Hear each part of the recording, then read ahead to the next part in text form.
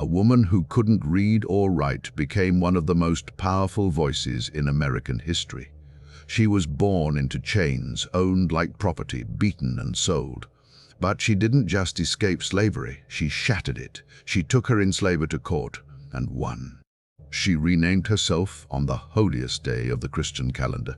She stood before hostile crowds and made them listen. She walked into the White House and sat with the president. She forced an entire nation to confront what it meant to be both black and a woman in America. Her name was Sojourner Truth, and her transformation from Isabella Baumfree, a Dutch-speaking slave in New York, to a national symbol of resistance reveals something extraordinary about the human capacity for reinvention. But here's what historians still debate. What was the single moment that transformed her from someone who survived slavery into someone who could stand before thousands and change minds with nothing but her voice? Was it the day she escaped, the courtroom victory, the spiritual awakening, or something else entirely? Stay until the end, because the answer will change how you think about your own voice and what it can accomplish. Let's go back to where it started. Ulster County, New York, 797. Most people think of slavery as a southern institution, cotton fields and plantations. But Isabella Baumfree was born enslaved in the north, in a Dutch-speaking household under the Hardenberg family. Imagine being a child and not even understanding the language of the people who own you. The Hardenbergs spoke Dutch. Isabella learned Dutch first, English came later, and she'd speak with that Dutch accent her entire life. That accent, that deep, guttural voice, would become one of her most powerful weapons. But as a child, it just marked her as different, as other. The Hardenberg household wasn't some genteel northern estate where slavery was somehow softer. That's a myth we need to destroy right now. Isabella watched her family torn apart. Her parents, her siblings, sold away one by one. She experienced what every enslaved person knew. You could love someone with your whole heart, and tomorrow they could be gone, sold, disappeared. And there was nothing you could do about it. The brutality shaped her. The separations taught her that the system wasn't just cruel, it was designed to break you, to make you believe you were nothing. Her parents, James and Elizabeth Baumfree, were both enslaved by the Hardenbergs. They'd had at least 10 children, maybe more. The exact number isn't recorded because enslaved children weren't considered important enough to document carefully. Isabella watched as her older siblings were sold away. She was too young to understand at first. Then one day her brother and sister were just gone. Her mother tried to explain, tried to prepare her for the reality that any of them could be next. That's the psychological warfare of slavery. You couldn't plan for tomorrow, because tomorrow you might not be with the people you loved. She was sold multiple times as a child. Different owners, different levels of cruelty. One of them beat her so severely, the scars stayed with her for life. Think about what that does to a young person. Your property, you have no rights, no protection, no future except more of the same. Most people in that situation would break, would accept it, would survive by making themselves small and invisible. Isabella did survive, but she didn't make herself small. She was tall, physically strong, and somewhere inside her, something refused to break. When she was around 9 years old, she was sold at an auction for $100 along with a flock of sheep. Imagine that, a child sold with livestock. The buyer was John Neely, and he was brutal. He didn't speak Dutch, and Isabella's English was still poor. When she didn't understand his orders, he beat her. According to Sojourner Truth's later testimony recorded in her 1850 narrative, Neely would beat her with a bundle of rods until her back was covered in scars. She carried those scars for the rest of her life, physical reminders of what she'd endured. By 1826, she was in her late 20s, enslaved by a man named John Dumont. She'd been with the Dumont family for about 16 years, longer than she'd been anywhere else. She had children. One of them, an infant daughter named Sophia, was still with her. New York State had passed a gradual emancipation law. Isabella would be freed in 1827, just 1 year away. 1 more year of bondage, and then legal freedom. But Dumont had promised to free her early if she worked hard enough. She did. She worked until her hands bled. And then Dumont changed his mind. He said she hadn't worked hard enough. He was going to keep her. That's when something shifted. Isabella had tasted the possibility of freedom. She'd believed in it, and now this man was taking it away with a lie. She made a decision that would change everything. She was going to leave, not wait for the law, not beg for mercy, just leave. In 1826, with her infant daughter, she walked away. 5 miles through New York countryside to reach the home of Isaac and Maria van Wagenen. Think about what that walk meant. She was breaking the law. If caught, she'd be whipped, punished, maybe killed. Her daughter could be taken, but she walked anyway. She left before dawn, while the Dumont household was still sleeping. She carried Sophia and whatever few possessions she had. Every step was a risk. Every person she passed on the road could turn her in, but she kept walking. When she arrived at the Van Wagenen home, she found something she'd never experienced before. Abolitionists, people who believed slavery was morally wrong. Isaac and Maria van Wagenen didn't just hide her, they stood up for her. Because that same day Dumont showed up, he'd tracked her down. He demanded she return. He threatened jail. He threatened violence. And Isabella, this woman who'd been property her entire life, said no. According to accounts recorded by Olive Gilbert in the narrative of Sojourner Truth, Isabella told Dumont she'd tasted freedom and she wasn't going back. Can you imagine that moment? Standing there, facing the man who owned you, who could legally drag you back, and refusing? The Van Wagenens didn't back down either. Isaac Van Wagenen looked Dumont in the eye and said Isabella was under his protection now. He offered to buy her freedom for the remaining year until emancipation. Dumont was furious. He'd expected compliance. He'd expected fear. Instead, he was facing 2 white abolitionists who were willing to stand between him and his property. The negotiation was tense. Dumont wanted more money. He wanted to punish Isabella for running. But the Van Wagenens held firm. Finally, Dumont agreed. $20. That's what it cost to buy Isabella's freedom for that final year.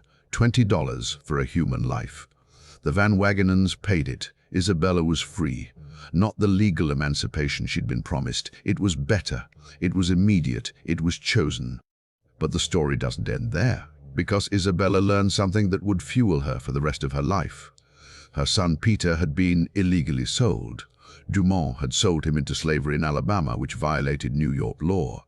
The state prohibited the sale of enslaved people out of state. But Dumont had done it anyway. He'd taken Isabella's 5-year-old son and sold him south, where slavery was harsher and escape was nearly impossible. Most formerly enslaved people would have accepted this. What could they do? They had no legal standing, no rights, no voice in the courts. But Isabella wasn't most people. She decided to sue. A black woman, formerly enslaved, barely free herself, was going to take a white man to court. The Van Wagenens helped her find a lawyer.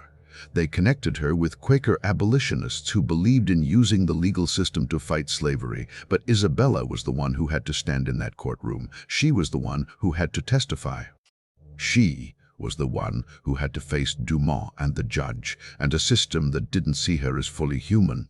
In 1828, she walked into that courtroom. She told her story. She described how Dumont had sold her son illegally. She provided details, dates, witnesses.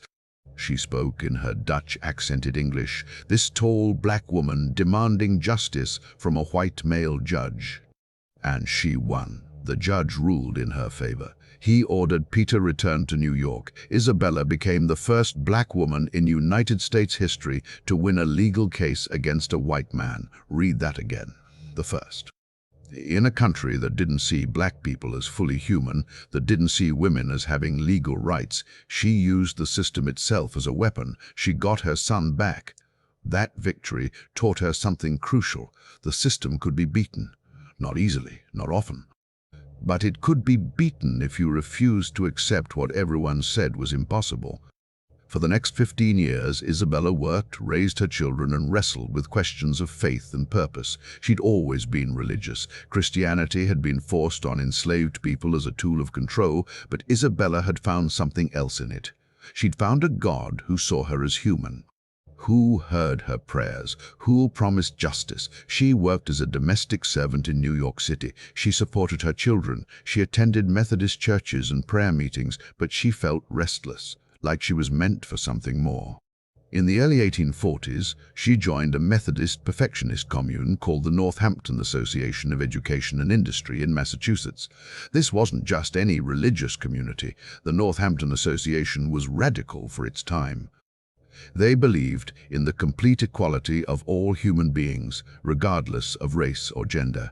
They practiced communal living, shared property, and rejected the hierarchies that dominated American society. For Isabella, this was transformative. She'd spent her entire life in systems that told her she was less than human. Now she was living in a community that treated her as an equal. The Northampton Association was founded in 1842 by a group of abolitionists and social reformers. They bought an old silk factory and surrounding land in Florence, Massachusetts, and created a community based on radical principles. Members worked together in the silk mill and on the farm. They shared meals in a common dining hall, they made decisions collectively, and most importantly, they welcomed black members as full equals. This was almost unheard of in 1840s America. Even many abolitionists who opposed slavery still believed in racial hierarchy. The Northampton Association didn't. Isabella met people there who would shape her thinking for the rest of her life. She met William Lloyd Garrison, the famous abolitionist editor who published The Liberator. She met Frederick Douglass, who'd escaped slavery just a few years earlier and was becoming a powerful speaker. She met women's rights advocates who were beginning to organize for suffrage and property rights. She heard debates about tactics and strategy.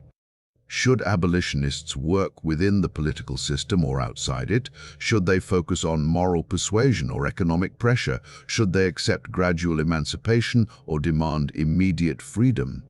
These weren't abstract debates for Isabella. She'd lived through slavery. She'd experienced the brutality firsthand. She listened to these educated white abolitionists talk about strategy, and she brought the perspective of someone who'd actually been enslaved. Her voice mattered in those discussions. People listened when she spoke. She was learning that her experience gave her authority, that her story was powerful, that she didn't need formal education to contribute to the movement.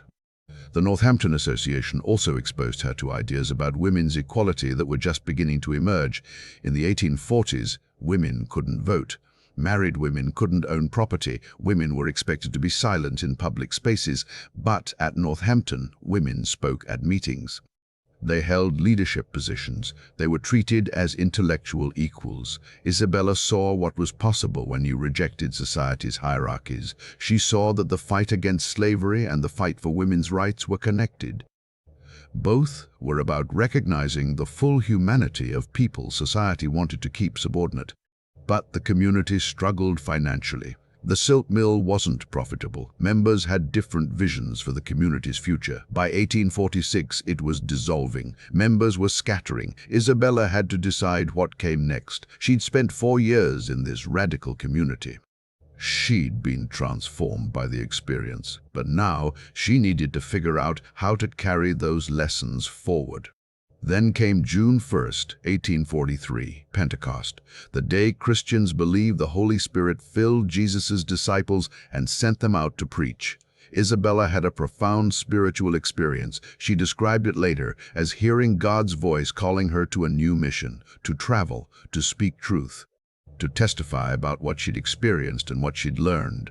The vision was clear and powerful. She wasn't meant to stay in one place. She wasn't meant to live quietly. She was meant to be a traveling preacher, speaking God's truth to anyone who would listen.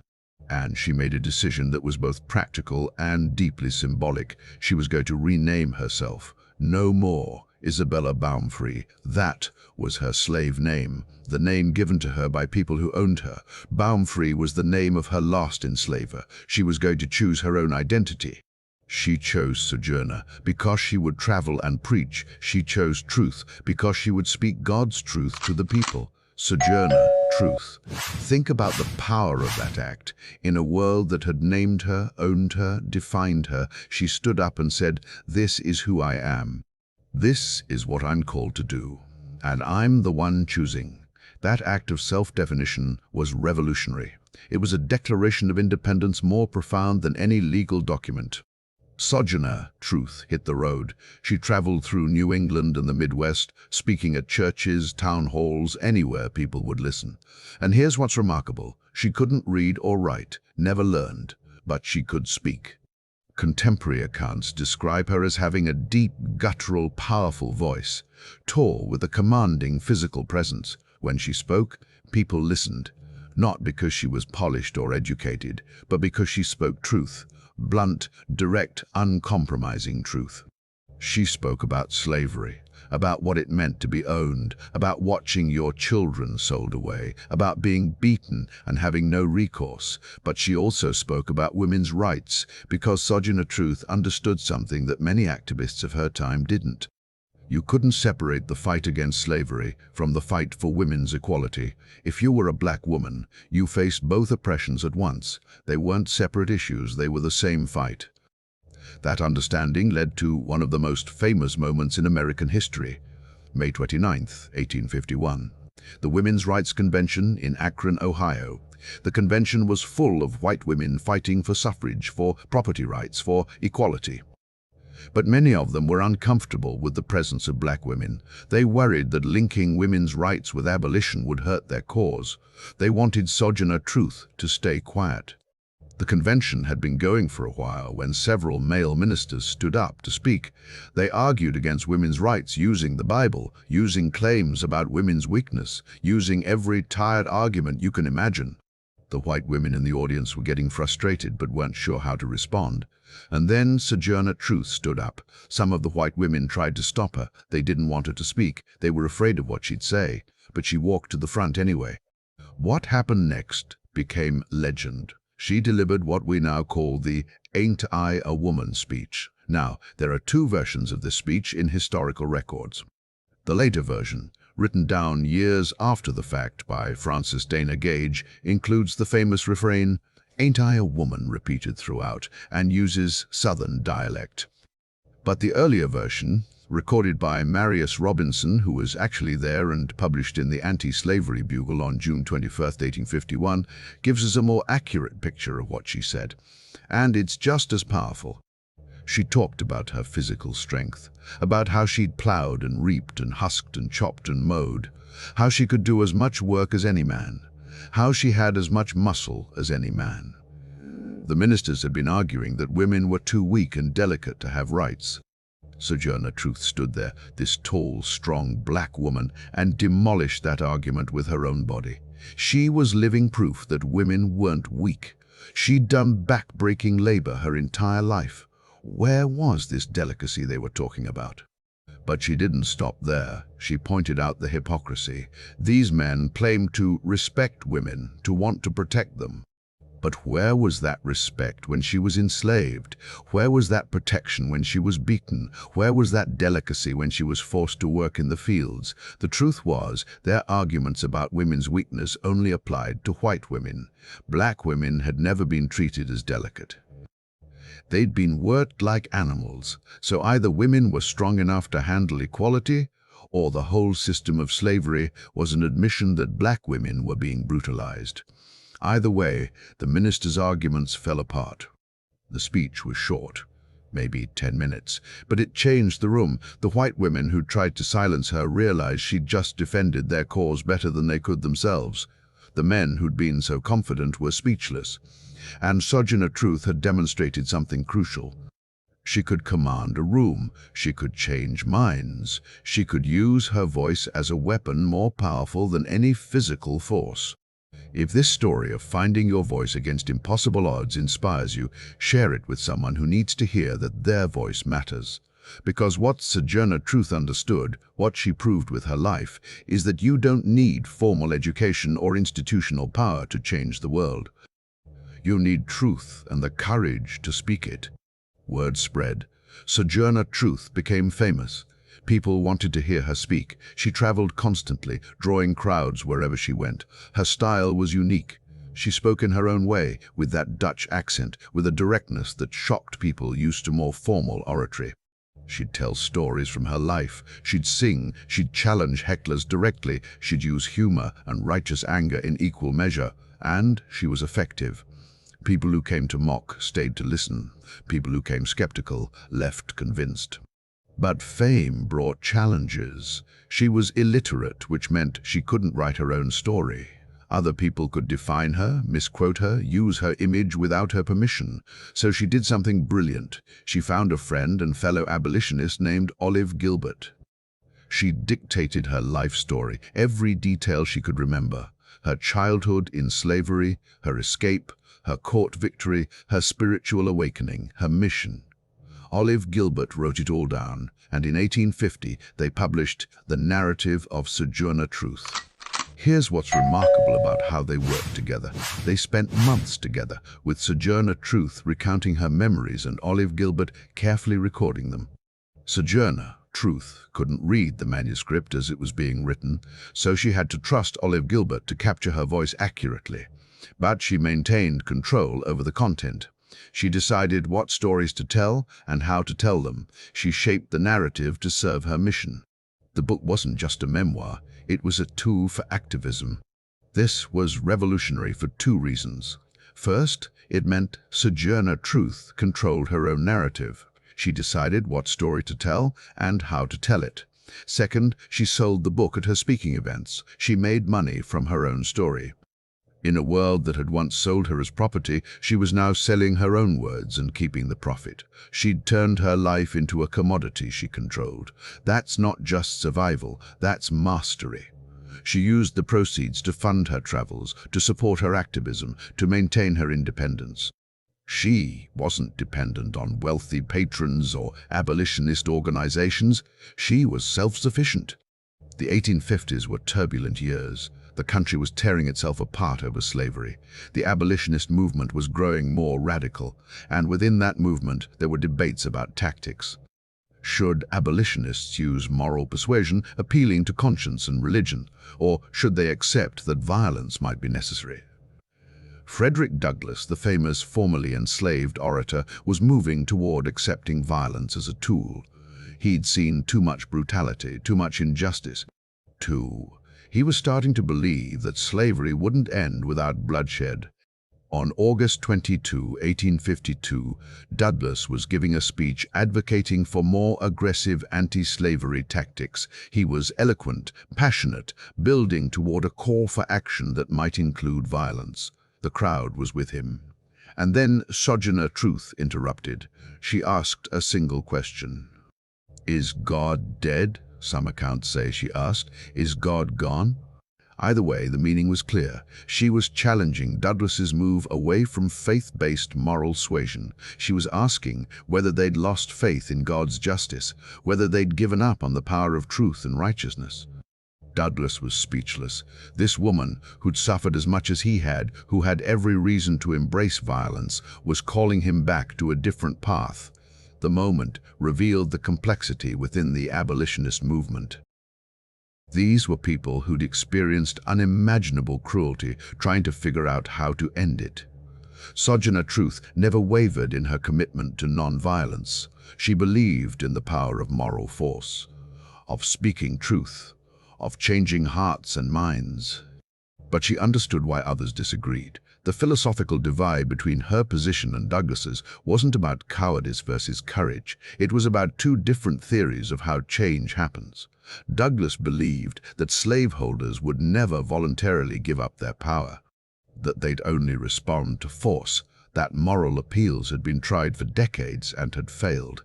Sojourner Truth believed that violence would corrupt the cause, that if abolitionists used the same brutal tactics as slaveholders, they'd lose the moral high ground. That lasting change required transformation of hearts, not just laws. Both positions were rooted in painful experience. Both were trying to end an evil system. The tension between them showed that there was no easy answer to how you fight systemic oppression. The Civil War came. Sojourner Truth threw herself into the war effort. She helped recruit black soldiers for the Union Army. She spoke at rallies supporting Lincoln's re-election in 1864. She campaigned in the home state of Lincoln's opponent, George McClellan. She was in her 60s by this point, an age when most people would slow down. But she saw the war as the culmination of everything she'd fought for. Slavery was finally going to end. She wasn't going to sit on the sidelines. In 1864, she moved to Washington, D.C. to work for the National Freedmen's Relief Association. The organization helped formerly enslaved people transition to freedom. Sojourner Truth worked directly with freed black people, helping them find jobs, housing, education. She saw firsthand the challenges they faced. Freedom was legal, but it wasn't real without resources and support. She threw herself into the work with the same intensity she'd brought to everything else. The work was grueling and often heartbreaking. Thousands of formerly enslaved people were flooding into Washington, D.C., seeking safety and opportunity. Many arrived with nothing but the clothes on their backs. They'd walked hundreds of miles. They were hungry, sick, traumatized. The Freedmen's Relief Association tried to help, but resources were limited. Sojourner Truth worked in the camps where freed people were housed. She helped distribute food and clothing. She connected people with potential employers. She taught basic literacy skills. She listened to their stories and offered counsel. What struck her most was how unprepared the freed people were for the realities of freedom. They'd been told they were free, but they had no land, no money, no education. Many had been separated from their families during slavery and were desperately trying to find lost children or spouses. Some were being exploited by unscrupulous employers who paid them almost nothing or cheated them out of wages. Sojourner Truth saw that legal freedom wasn't enough. Without economic resources and education, freed people would remain dependent and vulnerable. And then, on October 29, 1864, she met President Abraham Lincoln at the White House. She'd been waiting for hours. Lincoln was busy, the war was ongoing, and he had 1,000 demands on his time, but he made time for her. According to Sojourner Truth's own account, recorded in her letters and later published, Lincoln showed her the Bible that had been presented to him by black people in Baltimore. He signed her autograph book, writing, "For Auntie Sojourner Truth, October 29, 1864, A. Lincoln." They talked about the war and the future of freed people. For a woman who'd been born enslaved, who'd been property, to sit in the White House with the president was a profound moment.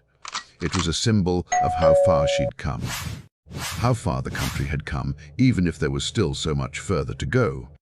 But Sojourner Truth wasn't satisfied with symbolic victories. She kept pushing. In 1865, while working in Washington, she decided to challenge the city's segregated streetcars. The federal government had mandated desegregation of DC streetcars, but many conductors simply ignored the law. They'd force black passengers to stand on the outside platform or refuse to stop for them at all. Sojourner Truth decided to force the issue. She deliberately rode the streetcars, insisting on her right to sit inside. One day, a conductor tried to physically remove her. He grabbed her arm and tried to throw her off the moving streetcar. He dislocated her shoulder. She was in her late 60s, and this man violently assaulted her for daring to sit where white passengers sat. The pain was intense. Her shoulder would bother her for months afterward, but she didn't back down. Most people would have been intimidated, would have accepted that this was just how things were.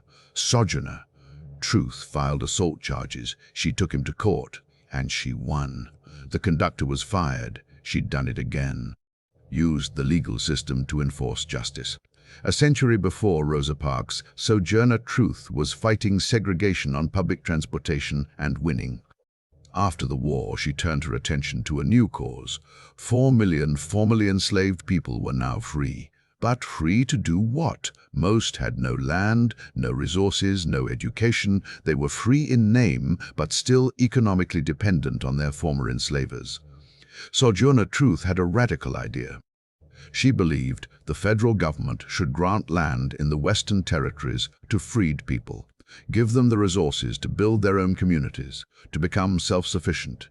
It was an early vision of reparations, of acknowledging that you can't just end slavery and expect people to thrive without addressing the economic devastation it caused. She drew up a petition to Congress. The petition called for the federal government to set aside public lands in the West and grant them to formerly enslaved people. She argued that freed people had earned this land through centuries of unpaid labor, that they built the wealth of the South with their hands and deserved compensation, that without land and resources, freedom would be hollow. The petition was radical for its time. It challenged the idea that emancipation was enough. It demanded economic justice, not just legal freedom. Sojourner Truth traveled through New England, the Northwest, and into Kansas in 1870 and 1871, collecting signatures. She was in her 70s by this point. Most people that age would be resting. She was crisscrossing the country, trying to get Congress to do the right thing. She spoke at churches, town halls, and abolitionist meetings. She explained her vision of freed people building their own towns and farms in the West. She collected thousands of signatures from people who believed in her cause. The campaign lasted 7 years. 7 years of travel, of speaking, of organizing. She faced skepticism from many quarters. Some white abolitionists thought she was asking for too much. Some freed people were skeptical that the government would ever grant them land. Some politicians dismissed the idea as impractical or too expensive, but Sojourner Truth kept pushing. She believed that without economic resources, freed people would remain trapped in poverty and dependence. In 1874, she traveled to Washington to present the petition. She met with politicians and tried to build support, but the political climate had changed. Reconstruction was already being undermined. The brief window where radical change might have been possible was closing. Southern states were reasserting white supremacy through violence and discriminatory laws. Northern politicians were losing interest in protecting freed people's rights. The petition never made it to a formal vote in Congress. There's no record of it actually being submitted. Sojourner Truth herself later told people it never went through. The political will wasn't there. The failure was devastating. Sojourner Truth had poured years of her life into this campaign. She'd believed that the government would recognize its obligation to freed people, but the nation was moving on. White Americans wanted to forget about slavery and Reconstruction. They wanted reconciliation with the South, even if it meant abandoning freed people to poverty and oppression. Sojourner Truth's vision of land grants died. But the vision itself was prophetic. In 1879, just a few years later, thousands of freed people migrated west on their own, seeking land and opportunity. They were called exodusters. They were trying to do exactly what Sojourner Truth had envisioned, but without government support. They faced enormous hardships. Many succeeded in building new communities in Kansas and other western states. Many didn't. We'll never know what might have been possible if her petition had been heard, if the federal government had provided the resources and support she'd called for. The failure of the land grant campaign stands as one of the great missed opportunities of Reconstruction. The failure of the land grant campaign didn't stop her.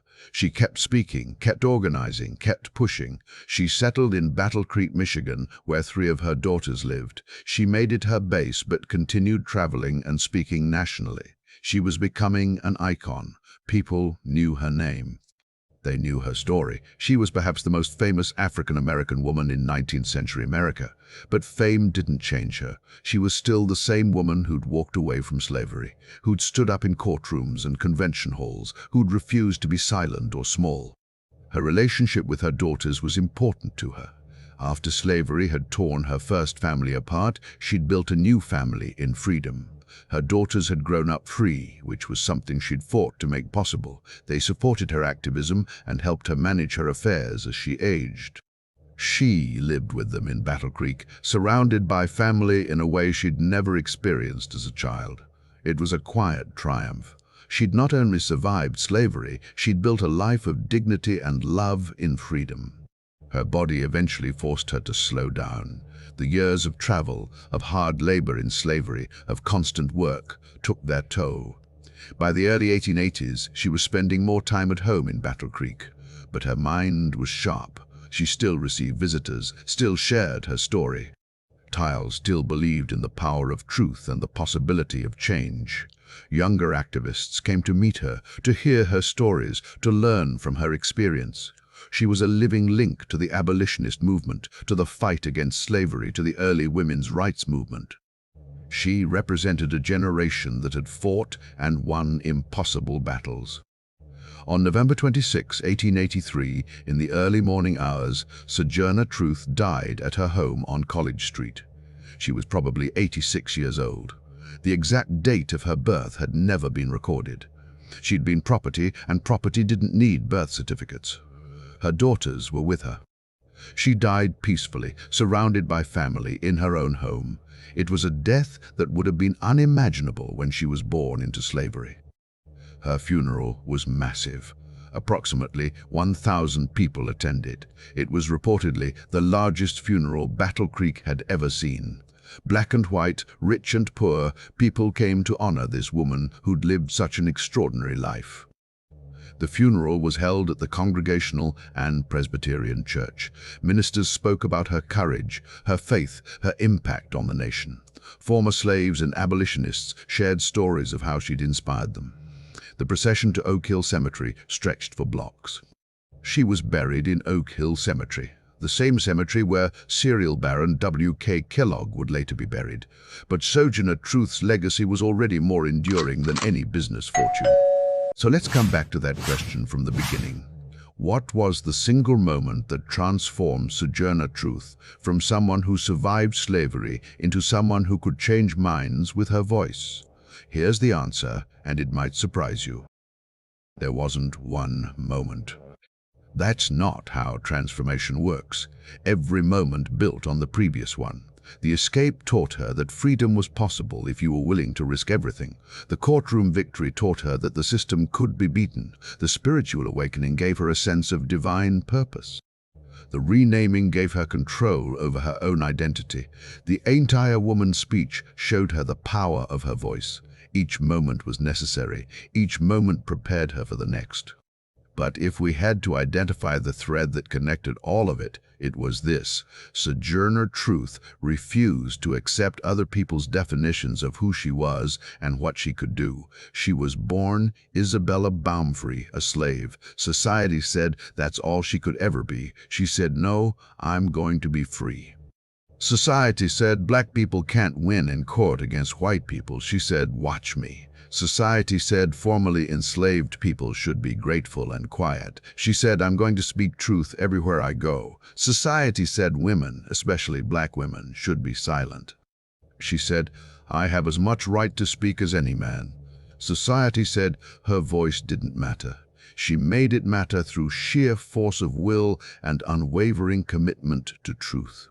That's the real transformation, not from slave to free, not from illiterate to famous, but from someone who accepted the world's definition of her to someone who defined herself, and then used that self-definition to challenge everyone else's assumptions. She didn't just escape slavery. She escaped the mental chains that told her she was less than human. She didn't just survive. She thrived. She didn't just speak, she made people listen. Think about what that means for you. You might not face the same obstacles Sojourner Truth faced. You probably weren't born into slavery. You probably can read and write. But you face your own limitations. Your own voices telling you that you can't, you shouldn't, you're not qualified, you're not ready. Maybe those voices come from outside. Maybe they come from inside your own head. Either way, they're trying to define you, trying to tell you who you are and what you're capable of. Sojourner Truth's life is proof that you don't have to accept those definitions. You can rename yourself, not literally, though you could, but you can decide who you are and what you stand for. You can find your voice, even if the world tells you it doesn't matter. You can speak truth, even when it's uncomfortable. You can challenge systems that seem unchangeable. You can transform yourself from who you were told to be into who you choose to become. It won't be easy. It wasn't easy for Sojourner Truth. She faced violence, rejection, failure.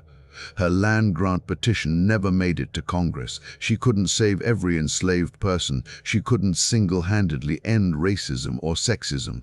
But she changed the conversation. She opened doors.